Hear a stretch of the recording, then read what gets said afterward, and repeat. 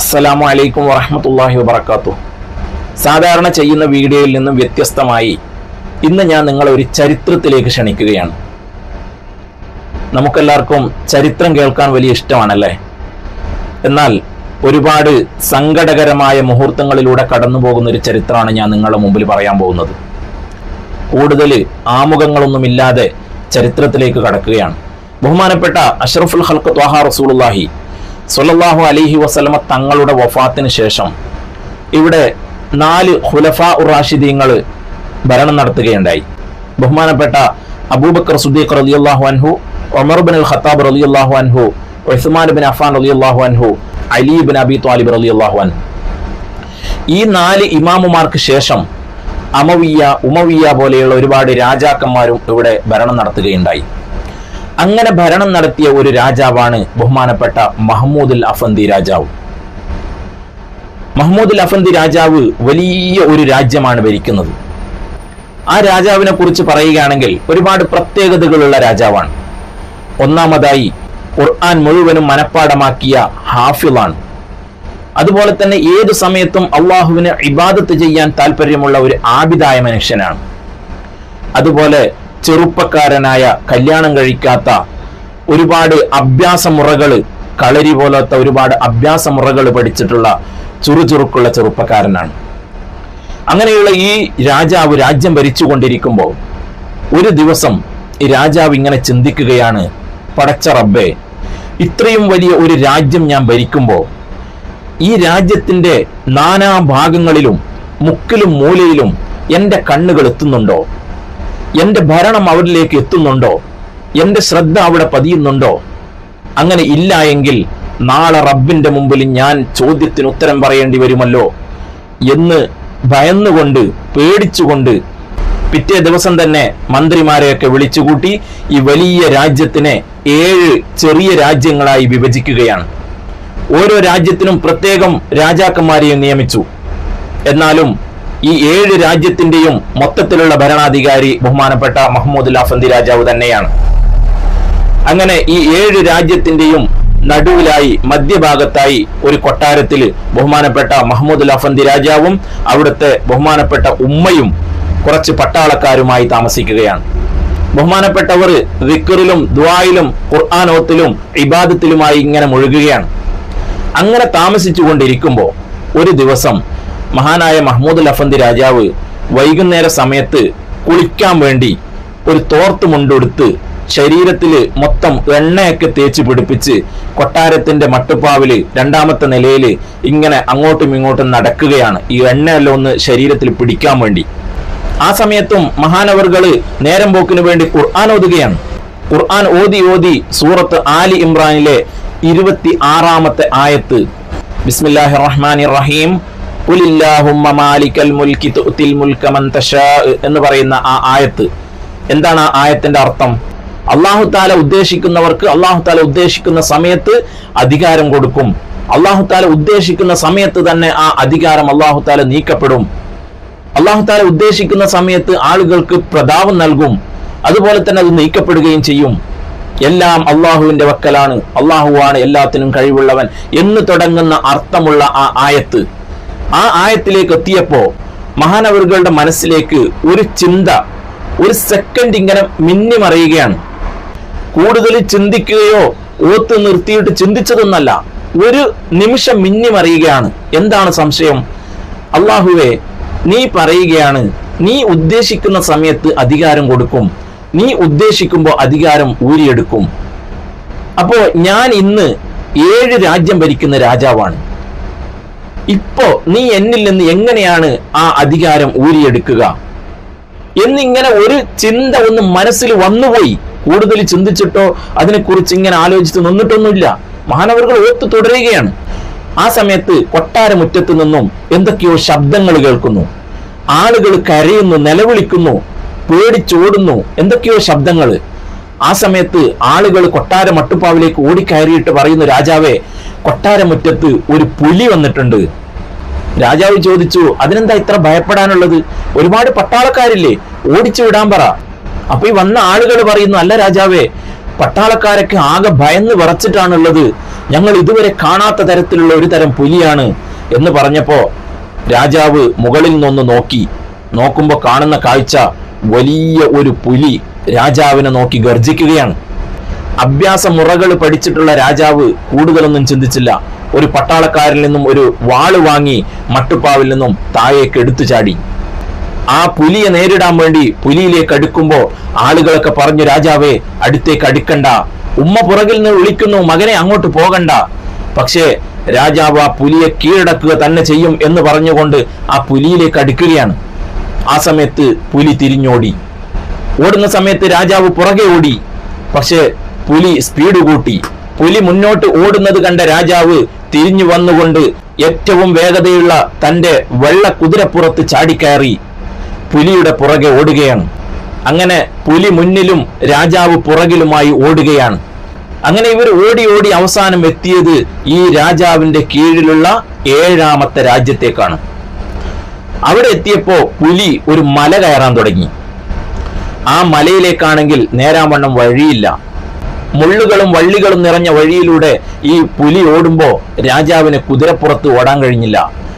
രാജാവ് കുതിരയെ ഉപേക്ഷിച്ച് പുലിയുടെ പുറകെ ഓടാൻ തുടങ്ങി. ഓടി ഏകദേശം ആ മലയുടെ മുകളിലെത്തിയപ്പോ പുലിയെ കാണാനില്ല. പുലി അപ്രത്യക്ഷമായി. നാലുപാടും നോക്കി, എല്ലാ ഭാഗങ്ങളും അരിച്ചു പെറുക്കി, എവിടെയും പുലിയെ കാണാനില്ല.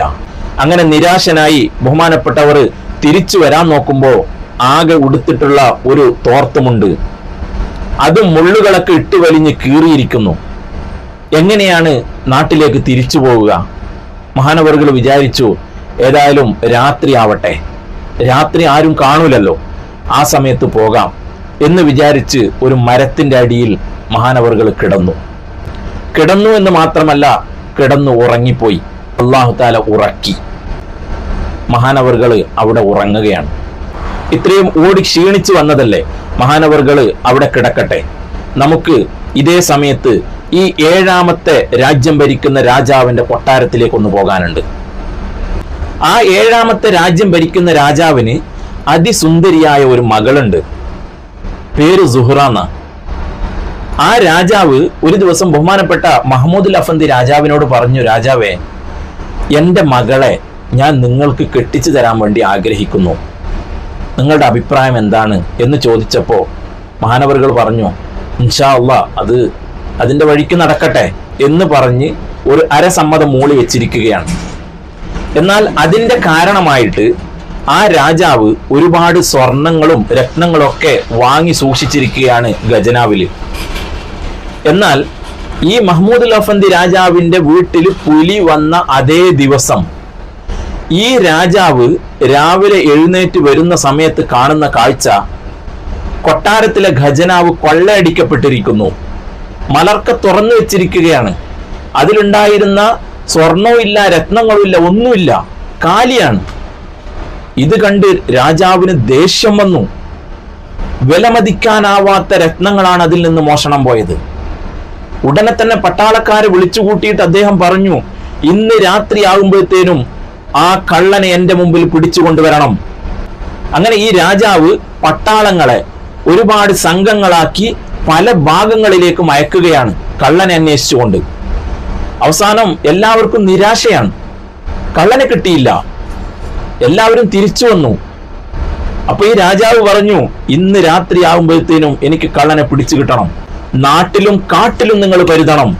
അങ്ങനെ വീണ്ടും അയച്ചു. അവസാനം ഒരു സംഘം പട്ടാളക്കാര് കയറി വന്നത് മഹാനായ മഹ്മൂദുൽ അഫന്ദി കിടന്നുറങ്ങുന്ന ഈ മലയിലേക്കാണ്. അവര് വന്നപ്പോ കാണുന്ന കാഴ്ച, ശരീരമാസകലം എണ്ണയൊക്കെ തേച്ച് ഒരു തോർത്തുമുണ്ട് മാത്രം ഉടുത്ത് കിടന്നുറങ്ങുന്ന മഹ്മൂദുൽ അഫന്ദിയെയാണ്. ഉടൻ തന്നെ ഈ പട്ടാളക്കാര് കാട്ടുവള്ളികൾ പറിച്ചുകൊണ്ട് മഹാനവറുകളുടെ കയ്യും കാലും കെട്ടുകയാണ്. ആ സമയത്ത് മഹ്മൂദുൽ അഫന്ദി രാജാവ് ഉണർന്നു. മഹാനവറുകൾ ചോദിച്ചു, നിങ്ങൾ എന്തിനാണ് എന്നെ ഇങ്ങനെ കെട്ടിയിടുന്നത്? ഞാൻ എന്ത് തെറ്റാണ് ചെയ്തത്? പട്ടാളക്കാര് പറഞ്ഞു, നീ ചെയ്ത തെറ്റ് നിനക്കറിയില്ലല്ലേ? ഞങ്ങളുടെ രാജാവിന്റെ രാജകൊട്ടാരത്തിൽ നിന്നും വിലമതിക്കാനാവാത്ത സ്വർണങ്ങളും രത്നങ്ങളും കട്ടെടുത്ത കള്ള നീ രാത്രി കക്കലും പകല് കിടന്നിറങ്ങലുമാണല്ലേ?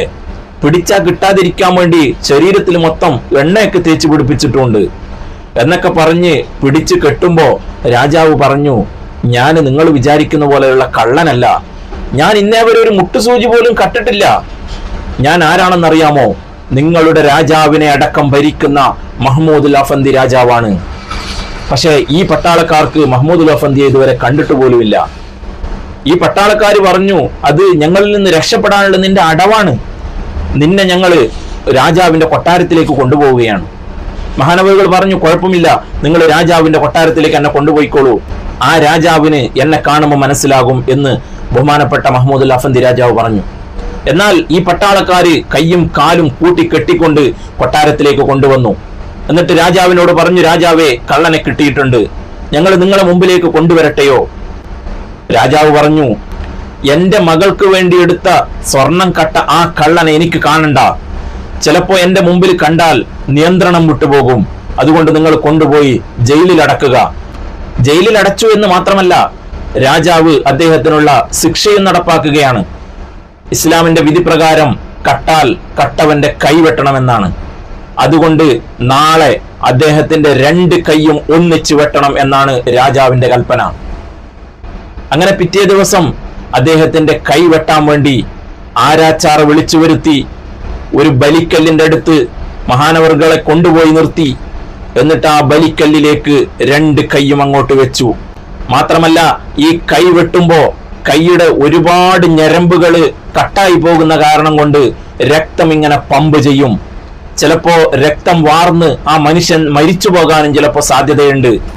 ഇന്ന് രക്തം കട്ട പിടിപ്പിക്കാനുള്ള ഒരുപാട് സാങ്കേതിക വിദ്യകളൊക്കെ ഉള്ളതുപോലെ അന്ന് അങ്ങനെയുള്ള വിദ്യകളൊന്നുമില്ല. അന്ന് കൈവെട്ടിയാൽ രക്തം പമ്പ് ചെയ്യാതിരിക്കാൻ വേണ്ടി, രക്തം പുറത്തു പോകാതിരിക്കാൻ വേണ്ടി അവർ ചെയ്തിരുന്ന ഒരു വിദ്യയുണ്ട്. അവർ ഉപയോഗിക്കുന്ന വിദ്യ എന്താണെന്നറിയോ? എണ്ണ നല്ല രൂപത്തിൽ തിളപ്പിച്ചെടുക്കും. ആ തിളപ്പിച്ച എണ്ണയിലേക്ക് ഈ മുറിച്ച കൈ അങ്ങോട്ട് മുക്കിക്കൊടുക്കും. ആ സമയത്ത് കൈ അവിടെ വെന്ത് ഉരുകിപ്പോവും. പിന്നെ രക്തം പമ്പ് ചെയ്യില്ല, രക്തം പുറത്തു പോകില്ല. അങ്ങനെ ഒരു ഭാഗത്ത് എണ്ണ ചൂടാക്കുന്നുണ്ട്, എണ്ണ തിളക്കുന്നുണ്ട്. ഇപ്പുറത്ത് ബലിക്കല്ലിൽ 2 കൈയും വെച്ചുകൊണ്ട് ഏത് നിമിഷവും 2 കൈയും അറ്റുപോകുമെന്ന് പ്രതീക്ഷിച്ചിരിക്കുന്ന മഹ്മൂദുൽ അഫന്തി അള്ളാഹുവിനോട് പറയുന്നു, പടച്ചോനെ, നിന്റെ കഴിവിൽ ഞാൻ 1 സെക്കൻഡ് ഒന്ന് സംശയിച്ചു പോയി. അതിനുള്ള ശിക്ഷയാണ് എനിക്കിപ്പോ കിട്ടുന്നത്. ഈ ശിക്ഷയോടുകൂടി നീ എനിക്ക് മതിയാക്കണേ റബ്ബേ എന്നിങ്ങനെ സങ്കടം പറഞ്ഞിരിക്കുകയാണ്. ആളുകൾ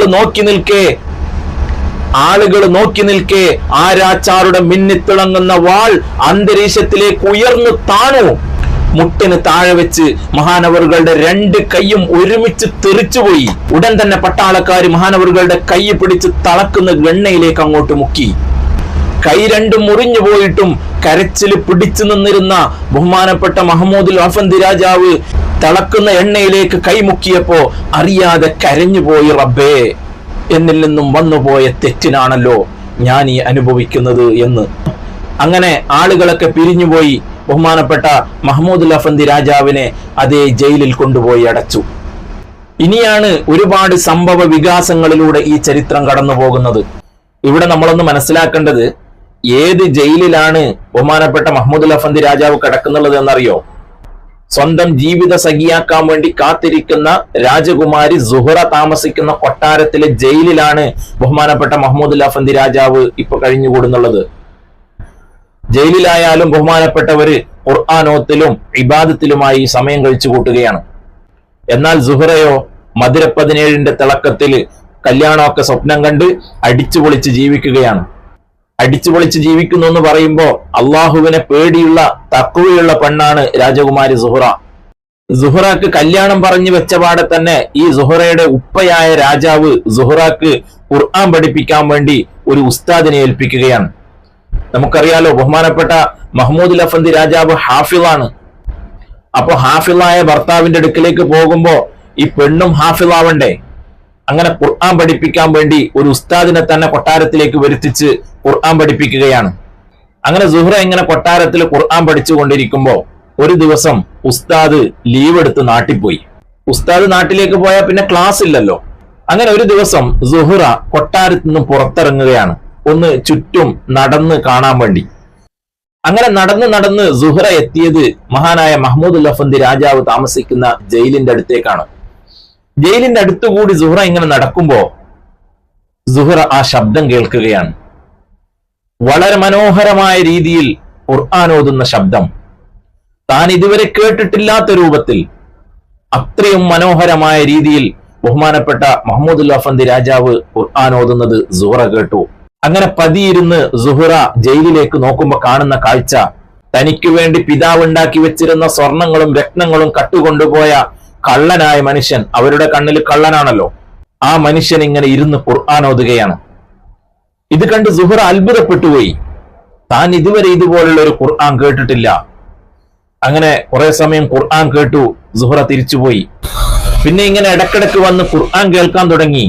അങ്ങനെ ഒരു ദിവസം സുഹ്റ ഈ പിതാവിനോട് പോയി ചോദിക്കുന്നു, അല്ല ബാപ്പ, എനിക്ക് ഖുർആൻ പഠിപ്പിക്കാൻ വേണ്ടി ഇവിടെ വന്നിരുന്ന ആ ഉസ്താദ് കുറെ ദിവസമായല്ലോ നാട്ടിലേക്ക് പോയിട്ട്, അദ്ദേഹം തിരിച്ചു വന്നില്ലല്ലോ.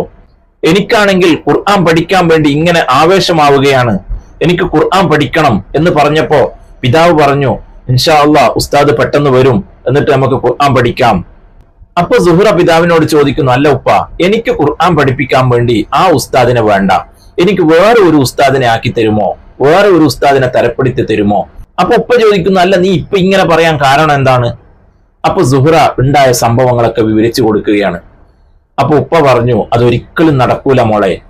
അപ്പൊ സുഹ്റ പറയുന്നു, അല്ല ഉപ്പ, ഞാൻ ഇതുവരെ കേട്ടതിൽ വെച്ച് ഏറ്റവും മനോഹരമായ ഖുർആൻ അദ്ദേഹം ഓതുന്ന ഖുർആനാണ്, അതുകൊണ്ട് എനിക്ക് അദ്ദേഹം ഖുർആൻ പഠിപ്പിച്ചാൽ മതി. പക്ഷെ രാജാവ് സമ്മതിച്ചില്ല.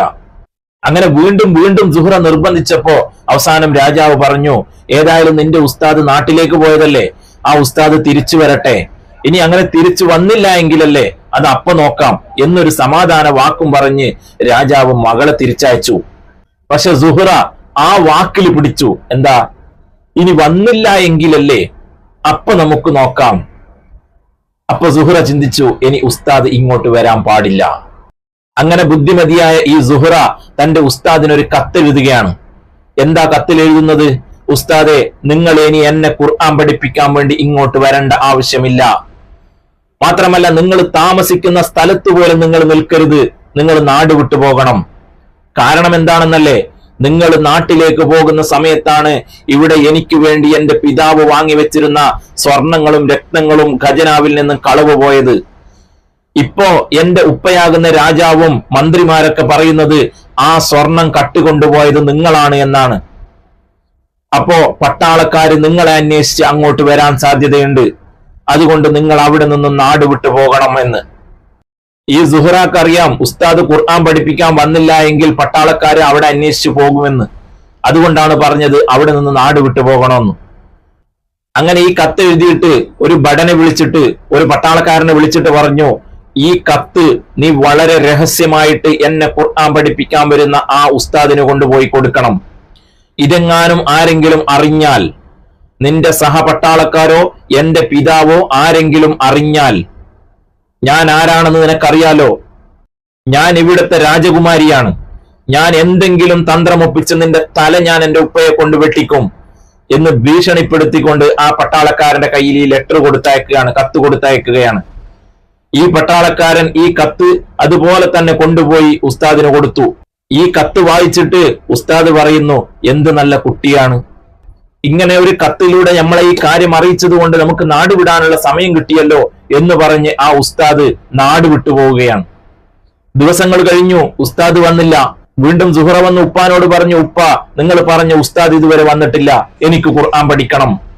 അങ്ങനെ ഈ സ്നേഹനിധിയായ രാജാവ് ഈ മകളുടെ വാക്ക് കേട്ട് മന്ത്രിമാരോട് ചോദിച്ചു, നമ്മൾ എന്ത് ചെയ്യുന്നു? ഇങ്ങനെയാണ് മകൾ പറയുന്നത്. മന്ത്രിമാര് പറഞ്ഞു, ഖുർആൻ പഠിപ്പിക്കാനല്ലേ, കുഴപ്പമില്ല, പഠിപ്പിച്ചോട്ടെ. അങ്ങനെ രാജാവ് സമ്മതം കൊടുത്തു. സുഹ്റക്ക് വളരെ സന്തോഷമായി. അങ്ങനെ പട്ടാളക്കാര് ബഹുമാനപ്പെട്ട മുഹമ്മദുൽ അഫന്ദി രാജാവിനോട് പോയിട്ട് പറയുന്നു, നിന്റെ അത്ര ഭാഗ്യമുള്ള കള്ളനാരാണ്, നീ ഖുർആൻ മൊത്തത്തിൽ കട്ടിട്ടുണ്ടല്ലേ. രാജാവ് പറഞ്ഞിട്ടുണ്ട്, ഇനി മുതല് നിങ്ങള് രാജകുമാരിക്ക് ഖുർആൻ പഠിപ്പിക്കണം. ബഹുമാനപ്പെട്ടവര് പറഞ്ഞു, രാജകുമാരി ഇങ്ങോട്ട് വന്നാൽ ഞാൻ ഖുർആൻ പഠിപ്പിക്കാം, ഞാൻ അങ്ങോട്ട് പോയിട്ട് ഖുർആൻ പഠിപ്പിക്കൂല, എനിക്കതിന് കഴിയില്ല. അങ്ങനെ സുഹ്റ ഖുർആൻ പഠിക്കാൻ വേണ്ടി ജയിലിലേക്ക് വരും, ഖുർആൻ പഠിച്ച് തിരിച്ചു പോകും. അങ്ങനെ ഖുർആനിന്റെ തുടക്കം മുതൽ പഠിപ്പിച്ച് വരികയാണ്. അങ്ങനെ വന്ന് ആലി ഇമ്രാൻ സൂറത്തിലേക്ക് എത്തിയപ്പോ മഹാനവറുകളുടെ ശരീരഭാഷയൊക്കെ മാറാൻ തുടങ്ങി. മഹാനവറുകൾക്ക് ഭയം കൊണ്ട് വിറക്കാൻ തുടങ്ങി. അങ്ങനെ 26-ാമത്തെ ആയത്ത് ഖുലില്ലാഹുമ്മ അങ്ങ് തുടങ്ങിയപ്പോ ബഹുമാനപ്പെട്ടവർ വിറച്ച് ബോധം കെട്ട് നിലത്ത് വീണുപോയി. ഇത് കണ്ട് സുഹറ പരിഭ്രാന്തിയായി. ഉസ്താദിന് എന്താണ് സംഭവിക്കുന്നത്? ആകെ അത്ഭുതപ്പെട്ടുകൊണ്ട് ഒരു നിമിഷം തരിച്ചുപോയ അവൾ ഓടിച്ചെന്ന് കുറച്ച് വെള്ളവുമായി വന്നു. വെള്ളം മുഖത്ത് കുടഞ്ഞപ്പോ ബഹുമാനപ്പെട്ടവർ ഞെട്ടി എഴുന്നേറ്റു. എന്നിട്ട് സുഹറ ചോദിച്ചു, നിങ്ങൾക്ക് എന്താണ് സംഭവിച്ചത്? നിങ്ങൾ എന്താണ് ബോധം കെട്ട് വീണത്? ഞാൻ ശ്രദ്ധിച്ചു, ആലി ഇമ്രാൻ സൂറത്തിലേക്ക് എത്തിയപ്പോ തന്നെ നിങ്ങളുടെ ശരീരഭാഷയൊക്കെ മാറാൻ തുടങ്ങിയിരുന്നു. നിങ്ങൾക്ക് എന്താണ് സംഭവിച്ചത്? മഹാനവറുകൾ പറഞ്ഞു, ഒന്നുമില്ല, നീ ബാക്കി നോക്ക്, ഞാൻ ഓതിത്തരാം. സുഹറ പറഞ്ഞു, ഇല്ല, ഞാൻ ബാക്കി ഖുർആൻ പഠിക്കണമെങ്കിൽ എനിക്കിതിന്റെ രഹസ്യം അറിയണം. എന്തോ സംഭവം സംഭവിച്ചിട്ടുണ്ട്, അല്ലെങ്കിൽ ഇതുപോലെ സംഭവിക്കൂല. നിങ്ങൾക്ക് എന്തോ രഹസ്യമുണ്ട്, എന്നോട് പറയണം. മഹാനവറുകൾ പറയാൻ സമ്മതിച്ചില്ല. പക്ഷെ സുഹറ പറഞ്ഞു, ഞാൻ ഉടൻ തന്നെ പോയി എന്റെ പിതാവിനോട് പറയും കാര്യങ്ങളൊക്കെ. അതുകൊണ്ട് എന്താണ് സംഭവം എന്ന് പറയണം. സുഹറയോട് ഈ കാര്യങ്ങളൊക്കെ പറയുകയല്ലാതെ രക്ഷയില്ല എന്ന് മനസ്സിലാക്കിയ ബഹുമാനപ്പെട്ട മഹ്മൂദുൽ അഫന്ദി രാജാവ് സുഹറയോട് പറയുന്നു, ഞാൻ നിന്നോട് കാര്യങ്ങളൊക്കെ പറയാം, പക്ഷേ നീ എന്നോട് സത്യം ചെയ്യണം, ഈ കാര്യം ഒരാളോടും പറയുകയില്ല എന്ന്. അങ്ങനെ സുഹറ സത്യം ചെയ്തു, ഞാൻ ഒരാളോടും പറയുകയില്ല എന്ന്. അങ്ങനെ ബഹുമാനപ്പെട്ട മഹ്മൂദുൽ അഫന്ദി രാജാവ് തുടക്കം മുതൽ ചരിത്രം ഇങ്ങനെ പറയുകയാണ്. ആദ്യമായി സുഹറയോട് ചോദിക്കുന്നു, നിനക്ക് ഞാൻ ആരാണെന്ന് അറിയാമോ?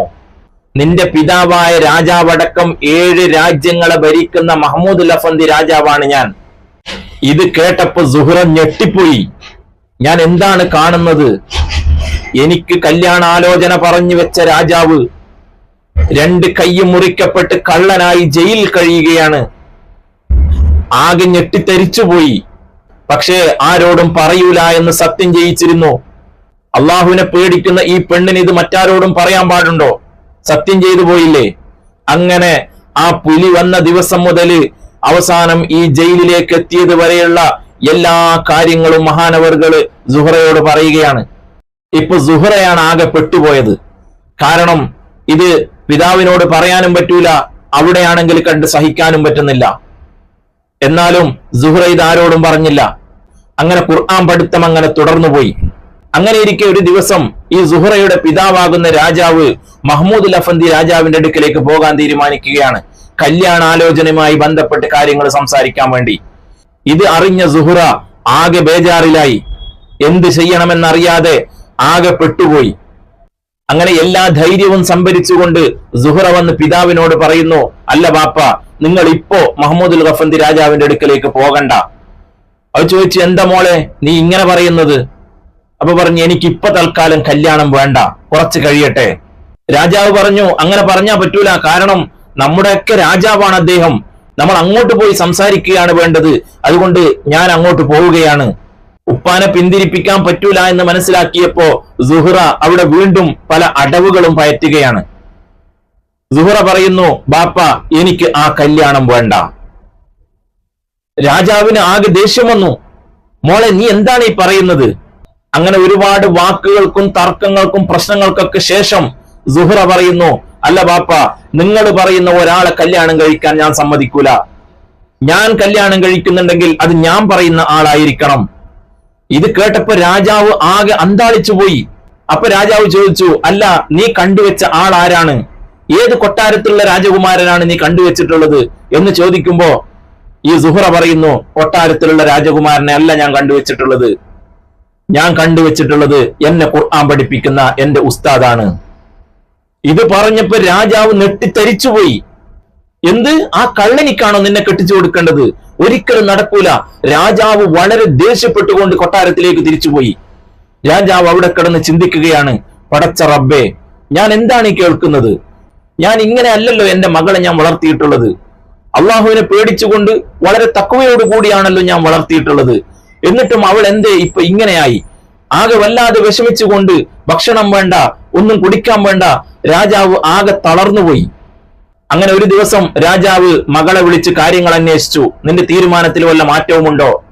അവള് പറഞ്ഞു, ഒരു മാറ്റവുമില്ല. ഞാൻ കല്യാണം കഴിക്കുന്നുണ്ടെങ്കിൽ അത് എന്നെ ഖുർആൻ പഠിപ്പിക്കുന്ന ഈ ഉസ്താദിനെ മാത്രമാണ്, അല്ലാതെ വേറെ ഒരാളെയും ഞാൻ കല്യാണം കഴിക്കൂല. എന്ന് തറപ്പിച്ചു പറഞ്ഞപ്പോ ആ വാത്സല്യനിധിയായ രാജാവ് അതിന് സമ്മതിക്കേണ്ടി വന്നു. അങ്ങനെ മന്ത്രിമാരെയൊക്കെ കൂട്ടി അദ്ദേഹം ഒരു ലെറ്റർ എഴുതുകയാണ്, ഒരു കത്ത് എഴുതുകയാണ് ബഹുമാനപ്പെട്ട മഹ്മൂദുൽ അഫന്ദി രാജാവിനിക്ക്. വളരെ സങ്കടത്തോടുകൂടി, വളരെ വിഷമിച്ചുകൊണ്ട്, കാര്യങ്ങളൊക്കെ വിശദീകരിച്ചുകൊണ്ട് ഒരു കത്ത് എഴുതുകയാണ് ബഹുമാനപ്പെട്ട മഹ്മൂദുൽ അഫന്ദി രാജാവിനിക്ക്. ഒരു രാജഭടനെ വിളിച്ചിട്ട് പറയുന്നു, നീ ഈ കത്ത് നമ്മുടെ മഹ്മൂദുൽ അഫന്ദി രാജാവിന് കൊണ്ടുപോയി കൊടുക്കണം. അങ്ങനെ ആ പട്ടാളക്കാരനെ പറഞ്ഞയച്ചു. അങ്ങനെ ആ രാജഭടൻ ബഹുമാനപ്പെട്ട മഹ്മൂദുൽ അഫന്ദി രാജാവിന്റെ കൊട്ടാരത്തിലെത്തിയപ്പോ അദ്ദേഹം വിചാരിക്കുന്നു, ഞാൻ ഇതിനു മുമ്പും ഇവിടെ വന്നിട്ടുണ്ടല്ലോ, പക്ഷെ ഇതെന്താണ് ഇങ്ങനെ? ഇതൊരു കൊട്ടാരമല്ലല്ലോ, ഇവിടെ ആരെയും കാണാനില്ലല്ലോ, ആകെ കരിയിലകളെ വീണ് ഒരാളും താമസമില്ലാത്ത രൂപത്തിലുള്ള കൊട്ടാരമാണല്ലോ. അങ്ങനെ ഒരുപാട് വിളിച്ചു നോക്കി, ആരെയും കാണാനില്ല. അങ്ങനെ തിരിഞ്ഞു പോകാൻ നോക്കുമ്പോ ആ കൊട്ടാരത്തിന്റെ വാതില് കറകറ ശബ്ദത്തോടുകൂടി തുറന്നു.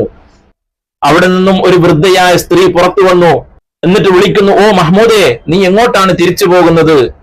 ഈ മാതാവ് വിചാരിച്ചു അത് തന്റെ മകൻ മഹ്മൂദാണ് എന്ന്. പക്ഷേ ആ പട്ടാളക്കാരൻ തിരിച്ചു വന്നുകൊണ്ട് ഈ ഉമ്മയോട് പറയുന്നു, ഉമ്മ, ഞാൻ നിങ്ങളുടെ മകൻ മഹ്മൂദല്ല, ഞാൻ ഒരു പട്ടാളക്കാരനാണ്. എന്റെ രാജാവ് നിങ്ങളുടെ മകനിക്ക് കൊടുക്കാൻ വേണ്ടി തന്ന ഒരു കത്ത് തരാൻ വേണ്ടി ഞാൻ വന്നതാണ് എന്ന് പറഞ്ഞപ്പോ ഈ ഉമ്മ പറയുന്നു, മകനെ, എന്റെ മകൻ മഹ്മൂദ് 6 മാസങ്ങൾക്ക് മുമ്പ് ഇവിടെ നിന്നും ഒരു പുലിയുടെ പുറകെ ഓടിയതാണ്. അതിനുശേഷം തിരിച്ചു വന്നിട്ടില്ല. എവിടെയോ ഉണ്ടോന്നും എനിക്കറിയില്ല. എവിടെയെങ്കിലും ഉണ്ടെങ്കിൽ ഞാൻ ഇവിടെ കാത്തു നിൽക്കുന്നുണ്ട് എന്ന് നീ ഒരു വിവരം അദ്ദേഹത്തിനോട് പറയണം, അവനോട് പറയണം എന്നും പറഞ്ഞുകൊണ്ട് തിരിച്ചയക്കുകയാണ്. അങ്ങനെ ആ കത്ത് കൊടുത്തു വിട്ടിട്ട് രാജകൊട്ടാരത്തില് രാജാവും മന്ത്രിമാരും യോഗം കൂടുകയാണ്. എന്നിട്ട് പരസ്പരം ചോദിക്കുന്നു, ഇനി എന്ത് ചെയ്യും? ചില മന്ത്രിമാര് പറഞ്ഞു, ഏതായാലും മഹ്മൂദുൽ അഫന്ദി രാജാവിന്റെ മറുപടി കിട്ടട്ടെ, എന്നിട്ട് നമുക്ക് ആലോചിക്കാം. ചില മന്ത്രിമാര് പറഞ്ഞു, ഇനി മഹ്മൂദുൽ അഫന്ദി രാജാവിന്റെ മറുപടി കിട്ടിയിട്ടും കാര്യമില്ല, കാരണം സുഹ്റ പിടിച്ച പിടിയിൽ നിൽക്കുകയല്ലേ, അവന് മറുപടി കിട്ടിയിട്ട് നമുക്കൊന്നും ചെയ്യാൻ പറ്റൂല, അതുകൊണ്ട് നമുക്ക് കല്യാണത്തിന് സമ്മതം കൊടുക്കാം. അങ്ങനെ മനസ്സില്ലാ മനസ്സോടെ ആ വാത്സല്യനിധിയായ പിതാവ് തന്റെ മകൾക്ക് കല്യാണത്തിന് അനുമതി കൊടുക്കുകയാണ്. പട്ടാളക്കാര് പോയി ബഹുമാനപ്പെട്ട മഹ്മൂദുൽ അഫന്ദി രാജാവിനോട് പറഞ്ഞു, നീ എത്ര വലിയ ഭാഗ്യവാനാണ്, കാരണം കാര്യങ്ങൾ ഇങ്ങനെയൊക്കെയാണ്. രാജാവിന്റെ ഒരേ ഒരു മകൾ സുഹറയെ കല്യാണം കഴിക്കാനുള്ള ഭാഗ്യമാണ് നിനക്ക് കിട്ടിയിട്ടുള്ളത്, അതുകൊണ്ട് നീ കാത്തിരുന്നു കൊള്ളുക. അങ്ങനെ ദിവസം ഇങ്ങനെ അടുത്തു വന്നു. കൊട്ടാരങ്ങളൊക്കെ അലങ്കരിച്ചിട്ടുണ്ട്. എന്നാലും രാജാവ് വളരെ വിഷമത്തിലാണ്. രാജാവ് എന്നല്ല, എല്ലാവരും വളരെ വിഷമത്തിലാണ്. ദിവസങ്ങൾ ഇങ്ങനെ അടുത്തടുത്ത് വന്നു. ചുരുക്കി പറയുകയാണ്, നാളെയാണ് കല്യാണം. കുടുംബക്കാരൊക്കെ വന്നിട്ടുണ്ട്, സുഹറയുടെ സുഹൃത്തുക്കളൊക്കെ വന്നിട്ടുണ്ട്. പക്ഷേ കല്യാണ വീട് മൊത്തം ഒരു മൂകതയാണ്. ആർക്കും ഒരു സന്തോഷമില്ല. എല്ലാവരും വളരെ ദുഃഖത്തിലാണ്. എന്നാൽ സുഹറ മാത്രം വളരെ സന്തോഷത്തിലാണ്. അങ്ങനെ പട്ടാളക്കാര് പോയി ബഹുമാനപ്പെട്ട മഹ്മൂദുൽ അഫന്ദി രാജാവിനോട് പറയുന്നു, നാളെയാണ് കല്യാണം, സന്തോഷിച്ചിരിക്കാൻ വേണ്ടി. പക്ഷേ മഹാനവർകൾക്ക് വിഷമമില്ല, കൈപോയതിൽ സങ്കടമില്ല. കാരണം അള്ളാഹുവിനോട് ഞാൻ ചെയ്ത ഒരു തെറ്റിന് അള്ളാഹു എന്നെ ശിക്ഷിച്ചതാണല്ലോ എന്നോർക്കുമ്പോ ഒരു വിഷവുമില്ല. പക്ഷേ ഒരു സങ്കടം, നാളെ എനിക്ക് നിക്കാഹ് ചെയ്തു തരുമ്പോ ഞാൻ എങ്ങനെയാണ് ആ പിതാവിന്റെ കൈ പിടിക്കുക എന്നുള്ള ഒരു സങ്കടം മാത്രം. അങ്ങനെ രാത്രിയായപ്പോ മഹാനവർകള് ഒരു മുസല്ല വിരിച്ച് നിസ്കരിക്കാൻ തുടങ്ങി. നിസ്കാരം കഴിഞ്ഞ് അതേ മുസല്ലയിൽ ഇരുന്നു കൊണ്ട് അള്ളാഹുവിനോട് ദുആ ചെയ്യുകയാണ്, പടച്ച റബ്ബേ, നീ എനിക്ക് തന്ന 2 കൈയും നീ തന്നെ തിരിച്ചെടുത്തിരിക്കുന്നു. പക്ഷെ എനിക്ക് സങ്കടമില്ല. എന്നാൽ നാളെ എന്റെ നിക്കാഹാണ്. ആ നിക്കാഹിന്റെ സദസ്സിൽ വെച്ച് പിതാവിന്റെ കയ്യും പിടിച്ച് നിക്കാഹിന്റെ വചനങ്ങൾ പറയണമെങ്കിൽ എനിക്ക് കൈ വേണമല്ലോ. ആ കൈയില്ലാതെ ഞാൻ എങ്ങനെ ആ പിതാവിന്റെ കൈ പിടിക്കും? ആ ഒരു സങ്കടമാണ് എനിക്കുള്ളത്. എന്നാൽ മരണം ഹൈറാണെങ്കിൽ നീ ഇന്നേ രാത്രി എന്നെ നീ മരിപ്പിക്കണം. ജീവിതം ഹൈറാണെങ്കിൽ നീ എന്നെ ഹൈറായ നിലയിൽ ജീവിപ്പിക്കണം. ഇതും പറഞ്ഞുകൊണ്ട് പൊട്ടി കരഞ്ഞുകൊണ്ട് അള്ളാഹുവിനോട് ദുആ ചെയ്യുകയാണ്. അങ്ങനെ ദുആ ചെയ്തതിന് ശേഷം മദീനയിലെ മണവാളനായ മുത്ത് ഹബീബ് റസൂലുള്ളാഹി സ്വല്ലല്ലാഹു അലൈഹി വസല്ലമ തങ്ങളെ വിളിച്ചുകൊണ്ട് അവിടുന്ന് സ്വലാത്ത് ചൊല്ലുകയാണ്. സ്വലാത്ത് ചൊല്ലി അതേ പായയിൽ കടന്നുകൊണ്ട്, അതേ മുസല്ലയിൽ കടന്നുകൊണ്ട് മഹാനവറുകൾ ഉറങ്ങിപ്പോയി. ആ ഉറക്കിൽ മഹാനവറുകൾ ഒരു സ്വപ്നം കാണുകയാണ്. വളരെ ഭംഗിയുള്ള, രാജാവായിട്ട് പോലും ഇതുവരെ കാണാത്ത ഒരു പൂന്തോട്ടം. ആ പൂന്തോട്ടത്തിലൂടെ ബഹുമാനപ്പെട്ട മഹ്മൂദുൽ അഫന്ദി രാജാവ് ഇങ്ങനെ നടന്നു പോവുകയാണ്. അങ്ങനെ ഈ പൂന്തോട്ടത്തിലൂടെ ഇതിന്റെ സൗന്ദര്യം ഇങ്ങനെ കണ്ട് നടക്കുന്നതിന്റെ ഇടയിലാണ് ബഹുമാനപ്പെട്ടവർ ആ കാര്യം ശ്രദ്ധിച്ചത്. വളരെ ദൂരത്തു നിന്നും ഒരു പ്രകാശം ഇങ്ങനെ അടുത്തടുത്ത് വരികയാണ്. ബഹുമാനപ്പെട്ടവർ ആ പ്രകാശത്തിനെ ലക്ഷ്യമാക്കി നടന്നു. അടുത്തടുത്ത് എത്തുമ്പോഴത്തേനും അത് 4 പ്രകാശങ്ങളായി മാറി. അടുത്തടുത്ത് വരുമ്പോ ആ പ്രകാശങ്ങള് മനുഷ്യരൂപം കൊണ്ടുവരികയാണ്. ആരാണ് വരുന്നത്? നമ്മുടെ ചങ്കിലെ ചോരയായ ബഹുമാനപ്പെട്ട അഷ്റഫുൽ ഖൽഖ് ത്വാഹ റസൂലുള്ളാഹി തങ്ങളും 4 സ്വഹാബാക്കളും, ഖുലഫാഉർ റാഷിദീങ്ങളായ 4 സ്വഹാബാക്കളുമാണ് ആ വരുന്നത്. അങ്ങനെ അടുത്തെത്തിയപ്പോ അഷ്റഫുൽ ഖൽഖ് ത്വാഹ റസൂലുള്ളാഹി സ്വല്ലല്ലാഹു അലൈഹി വസല്ലം തങ്ങൾ ചോദിക്കുന്നു, അല്ല മഹ്മൂദേ, നിനക്കെന്തു പറ്റി? നീ സങ്കടത്തിലാണോ? അള്ളാഹുവിന്റെ കാര്യത്തിൽ നീ സംശയിച്ചു പോയോ എന്ന് ചോദിക്കുമ്പോ മഹാനവറുകൾ സങ്കടപ്പെട്ടുകൊണ്ട് കരഞ്ഞുകൊണ്ട് പറയുന്നു, ഇല്ല നബിയെ, ഞാൻ അള്ളാഹുവിനെ സംശയിക്കൂല. പക്ഷേ ആ ഒരു ആയത്തിന്റെ അർത്ഥത്തിൽ ഒരു സംശയം ഒന്ന് മിന്നി മറിഞ്ഞുപോയി. അതിന് അള്ളാഹു തആല എനിക്ക് തന്ന 2 കൈയും തിരിച്ചെടുത്തുപോയി. എനിക്കതിൽ സങ്കടമില്ല. എന്നാൽ നാളെ എന്റെ നിക്കാഹാണ്. ആ നിക്കാഹിന്റെ സദസ്സിൽ ഞാൻ പിതാവിന് കൈ കൊടുക്കണമെങ്കിൽ എനിക്ക് കൈയില്ലല്ലോ നബിയെ എന്ന് പറഞ്ഞ് പൊട്ടി പൊട്ടി കരയുകയാണ്. ആ സമയത്ത് റസൂലുള്ളാഹി സ്വല്ലല്ലാഹു അലൈഹി വസല്ലം തങ്ങൾ ആ ശറഫാക്കപ്പെട്ട കൈ കൊണ്ട് ബഹുമാനപ്പെട്ട മഹ്മൂദുൽ അഫ്ന്ദി രാജാവിന്റെ കൈ പിടിച്ച് തടവുകയാണ്. അങ്ങനെ മുത്ത് ഹബീബിന്റെ ശറഫാക്കപ്പെട്ട കൈ കൊണ്ട് മഹ്മൂദുൽ അഫ്ന്ദി രാജാവിന്റെ കൈയൊന്ന് തടവിയപ്പോ 6 മാസങ്ങൾക്ക് മുമ്പ് വെട്ടിമാറ്റിയ കൈ അതേപടി അവിടെ ഫിറ്റ് ചെയ്തു വന്നു. അള്ളാഹുവിന്റെ റസൂലിന്റെ മുഅ്ജിസത്താണ്. ഈ കൈ കണ്ട് അന്തം വിട്ടു നിൽക്കുന്ന സമയത്ത് റസൂലുള്ളാഹി സ്വല്ലല്ലാഹു അലൈഹി വസല്ലം തങ്ങൾ മറ്റേ കൈയും അങ്ങ് തടവിക്കൊടുത്തു. ഈ 2 കൈയും കിട്ടിയ സന്തോഷത്തിൽ മഹാനവറുകളും മതിമറന്നു നിൽക്കുകയാണ്. ആ സമയത്ത് ബഹുമാനപ്പെട്ട അഷ്റഫുൽ ഖൽഖ് ത്വാഹ റസൂലുള്ളാഹി സ്വല്ലല്ലാഹു അലൈഹി വസല്ലം തങ്ങളും സ്വഹാബത്തും പുറകിലോട്ട് പോവുകയാണ്. പുറകിലോട്ട് പോയി അവസാനം കണ്ണിൽ നിന്നും മായുമെന്ന അർത്ഥത്തിലെത്തിയപ്പോ മഹാനവറുകൾ ഉറക്കെ വിളിച്ചു, യാ റസൂലല്ലാഹ്. ആ വിളിയോടുകൂടെ മഹാനവറുകൾ ഉറക്കിൽ നിന്ന് എഴുന്നേറ്റു. നോക്കുമ്പോ 2 കൈയും പഴയ രൂപത്തിലുണ്ട്. 2 കൈയും പഴയ രൂപത്തിലുണ്ട്. മഹാനവറുകൾക്ക് സന്തോഷം കൊണ്ട് നിൽക്കാൻ പറ്റുന്നില്ല. 6 മാസമായി സ്വന്തം കൈ കൊണ്ട് മുസ്ഹഫ് പിടിച്ചിട്ട് മഹാനവറുകൾ എഴുന്നേറ്റുകൊണ്ട് പോയി മുസ്ഹഫ് എടുത്തുകൊണ്ട് ഇരുന്ന് ജയിലിൽ നിന്ന് ഓതുകയാണ്. സുബഹിയായി. സുബഹി കഴിഞ്ഞതിന് ശേഷമാണ് രാജാവ് പറയുന്നു, നമ്മുടെ കള്ളന് 2 കയ്യുമില്ല, അദ്ദേഹത്തിനെ പോയി ഒന്ന് കുളിപ്പിച്ച് ഡ്രസ്സൊക്കെ ചെയ്യിപ്പിച്ച് ഇങ്ങോട്ട് കൊണ്ടുവരണം, പുതുമണവാളനല്ലേ എന്ന് പറഞ്ഞ് കുറച്ച് പട്ടാളക്കാരെ അങ്ങോട്ട് അയക്കുകയാണ്. അതിൽ മുതിർന്ന പട്ടാളക്കാർ പോയി നോക്കുമ്പോ മഹാനവറുകള് പരിശുദ്ധമായ ഖുർആന് 2 കൈ കൊണ്ടും പിടിച്ച് ഓതുകയാണ്. ഇത് കണ്ട പട്ടാളക്കാർ ഞെട്ടി തിരിച്ച് ഓടി വന്നുകൊണ്ട് രാജാവിനോട് പറയുന്നു, രാജാവേ, ആ കള്ളന് 2 കൈയും വന്നിട്ടുണ്ട്. അപ്പൊ രാജാവ് ചോദിക്കുന്നു, 6 മാസം മുമ്പ് വെട്ടിയതല്ലേ, പിന്നെ എങ്ങനെയാണ് ഇപ്പൊ കൈ വന്നു എന്ന് പറയുന്നത്? ആരാച്ചാർ വിളിച്ചു ചോദിച്ചു. അദ്ദേഹം പറഞ്ഞു, ഞാൻ വെട്ടിയതാണ്. ഇവർ പറയുന്നു കൈ ഉണ്ട് എന്ന്. അത് സ്ഥിരീകരിക്കാൻ വേണ്ടി രാജാവ് തന്നെ മഹ്മൂദുൽ അഫ്ന്ദി രാജാവിന്റെ അടുക്കിലേക്ക് പോവുകയാണ്. പോകുന്ന സമയത്ത് ഖിബ്ലക്ക് അഭിമുഖമായി പരിശുദ്ധ ഖുർആനും കയ്യിൽ പിടിച്ച് ഖുർആൻ ഓതുകയാണ്. പുറകിൽ നിന്ന് വിളിച്ചു, ഓ ഏ മനുഷ്യ, രാജാവ് വിളിക്കുകയാണ്. വിളിക്കുന്ന സമയത്ത് പരിശുദ്ധ ഖുർആൻ മടക്കി വെച്ച് രാജാവ് തിരിഞ്ഞു നോക്കി. നോക്കുന്ന സമയത്ത് ആ രാജാവ് വറക്കാൻ തുടങ്ങി. ആരാണ് ഈ കാണുന്നത്? എന്റെ മുകളിൽ അധികാരമുള്ള രാജാവാണ്. രാജാവിനോട് ചോദിക്കുന്നു, നിങ്ങൾ എങ്ങനെ ഇവിടെ എത്തി? കള്ളൻ എവിടെ? അപ്പോ പട്ടാളക്കാര് പറഞ്ഞു, ഇത് തന്നെയാണ് കള്ളൻ. അന്ന് കൊണ്ടുവന്ന് കൈ വെട്ടിയതാണ്, പക്ഷെ ഇന്ന് കൈ കാണുന്നുണ്ട്. അവിടെ നിന്ന് ആ രാജാവ് ബഹുമാനപ്പെട്ട മഹ്മൂദുൽ അഫ്ന്ദി രാജാവിനോട് മാപ്പ് ചോദിക്കുകയാണ്.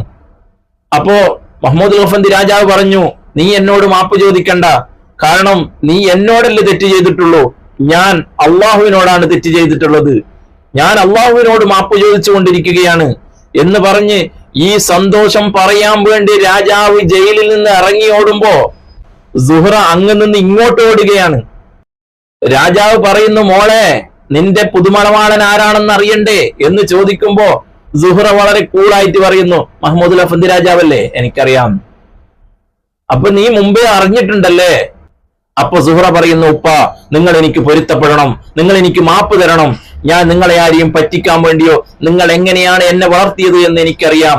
അള്ളാഹുവിനെ വഴിപ്പെട്ട് ജീവിക്കാൻ വേണ്ടി നിങ്ങൾ എന്നെ പഠിപ്പിച്ചത് എനിക്കറിയാം. അതേ വഴിയിലൂടെയാണ് ഞാൻ ഇന്നേ വരെ നീങ്ങിയിട്ടുള്ളൂ. അല്ലാതെ ഒരു ഹറാമിലേക്ക് ഞാൻ പോയിട്ടില്ല.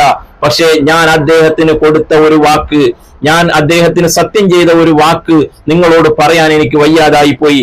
അതുകൊണ്ടാണ് ഞാൻ ഇങ്ങനെയൊക്കെ പറഞ്ഞത് എന്ന് മാപ്പ് ചോദിച്ചുകൊണ്ട് പിന്നെ ആ മൂകതയൊക്കെ മാറി അവിടെ അടിച്ചു പൊളിച്ച് കല്യാണം നടക്കുകയാണ്. അങ്ങനെ നിക്കാഹൊക്കെ കഴിഞ്ഞതിന് ശേഷം പല ആളുകളും പരസ്പരം ചോദിക്കുന്നുണ്ട്, ഈ രാജാവിന് എങ്ങനെയാണ് കൈ തിരിച്ചു കിട്ടിയത്? അപ്പൊ രാജാവ് പറഞ്ഞു, ഇനി ഞാൻ ആ കാര്യം നിങ്ങളോട് പറയാം. അങ്ങനെ നിക്കാഹിന്റെ സദസ്സ് കഴിഞ്ഞതിന് ശേഷം മഹാനവറുകള് എല്ലാവരെയും അഭിസംബോധനം ചെയ്ത് കഴിഞ്ഞ കാര്യങ്ങളൊക്കെ പറഞ്ഞു കൊടുക്കുകയാണ്.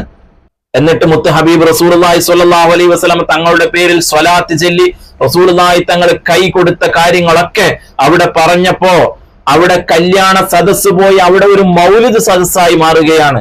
എല്ലാവരും ഒന്നാകെ സ്വലാത്ത് ചൊല്ലി അന്തരീക്ഷം സ്വലാത്ത് കൊണ്ട് മുഖരിതമാവുകയാണ്. അങ്ങനെ നിക്കാഹൊക്കെ കഴിഞ്ഞു. വളരെ സന്തോഷത്തില് ഉടൻ തന്നെ മുഹമ്മദ് ലോഫന്തി രാജാവ് പറയുന്നു, നമുക്ക് ഉമ്മാന്റെ അടുത്തേക്ക് പോകണം. അങ്ങനെ സുഹറയെയും കൂട്ടി ഉമ്മാന്റെ അടുക്കിലേക്ക് പോവുകയാണ്. അങ്ങനെ കൊട്ടാരത്തിലെത്തി മഹാനവറുകൾ നോക്കുമ്പോ ആരുമില്ല. കരിയിലകളൊക്കെ ഉണങ്ങിക്കിടക്കുന്നുണ്ട്. അത്രയല്ലാതെ ആരെയും അവിടെ കാണാനില്ല. അങ്ങനെ അവിടെ പോയി വാതിൽ തട്ടി വിളിച്ചപ്പോ അദ്ദേഹത്തിന്റെ മാതാവ് പുറത്തിറങ്ങി വന്നു. വയസ്സായി ആകെ എല്ലും തോലുമായി കിടക്കുന്ന ഒരു മനുഷ്യരൂപം. അങ്ങനെ ആ മാതാവ് മെല്ലെ മെല്ലെ വന്നുകൊണ്ട് മഹാനവറുകളെ കെട്ടിപ്പിടിച്ചുകൊണ്ട് നെഞ്ചിൽ തലവെച്ച് ചാരിക്കിടക്കുകയാണ്. എന്നിട്ട് ചോദിക്കുന്നു, മോനെ നീ എവിടെയാണ് പോയത്? മഹാനവറുകൾ എല്ലാ കാര്യങ്ങളും നടന്ന കാര്യങ്ങളൊക്കെ ഉമ്മയോട് വിശദീകരിച്ചു കൊടുത്തു. അവസാനം ഉമ്മ മകന്റെ തലയിൽ കൈവച്ചുകൊണ്ട് പൊരുത്തം കൊടുത്തുകൊണ്ട് മകനിക്ക് വേണ്ടി ദുആ ചെയ്തുകൊണ്ട് അതേ നെഞ്ചിൽ കിടന്നുകൊണ്ട് വഫാത്തായി പോയി. അങ്ങനെ ജനാസയുടെ എല്ലാ കാര്യങ്ങളും ചെയ്തുകൊണ്ട് ഖബർസ്ഥാനിൽ കൊണ്ടുപോയി അദ്ദേഹം മറമാടുകയും ചെയ്തു. ഇതാണ് ചരിത്രം. നമുക്കൊരുപാട് പഠിക്കാനുള്ള ചരിത്രമാണ്. അള്ളാഹുവിന്റെ പരീക്ഷണം, അതുപോലെ തന്നെ സ്വലാത്തിന്റെ മഹത്വം, ഇങ്ങനെ ഒരുപാട് കാര്യങ്ങൾ നമുക്കിതിൽ പഠിക്കാനുണ്ട്. അല്ലാഹു തആല നമ്മെ എല്ലാവരെയും സ്വർഗത്തിന്റെ അഹൽകാരിൽ ഉൾപ്പെടുത്തി തരുമാറാവട്ടെ. ആമീൻ യാ റബ്ബൽ ആലമീൻ. അസ്സലാമു അലൈക്കും വറഹ്മത്തുള്ളാഹി.